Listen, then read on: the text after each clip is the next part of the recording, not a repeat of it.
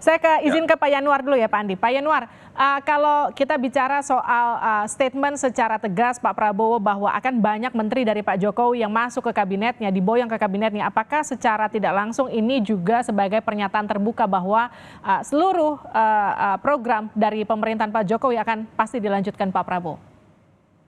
terima kasih Mbak Vivi. Ini mesti dibaca begini ya. Menurut saya, Pak Prabowo itu menyadari masalah yang dihadapi negeri saat ini, yaitu tidak kunjung keluar dari jebakan negara berpenghasilan menengah.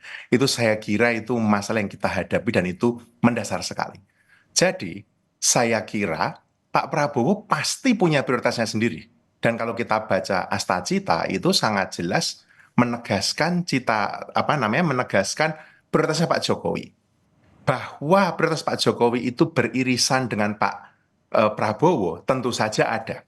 Tapi Pak Prabowo di Asta Cita itu sudah sangat jelas menegaskan apa yang ingin dia raih dalam 5 tahun ke depan. Hmm. Karena saya melihat kalau memang sebagian menteri Pak Jokowi dipakai oleh Pak Prabowo, itu konsekuensi logis. Bagi saya yang paling penting, satu, Hmm. mesti profesional.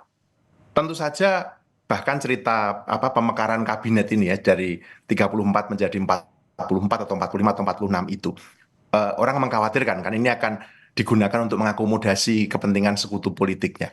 Bagi saya itu perkara nomor dua.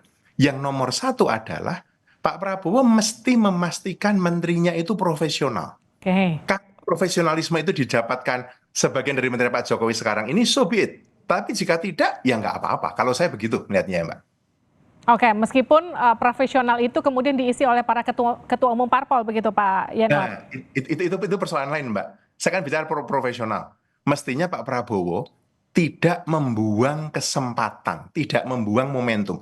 Ini momentum untuk menunjukkan bahwa dia menjadi pemimpin negeri ini dengan PR yang sedemikian banyak.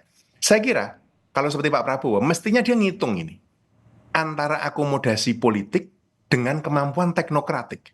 Hmm. Idealnya begini, kalau menterinya politik, wamennya harusnya teknokratik.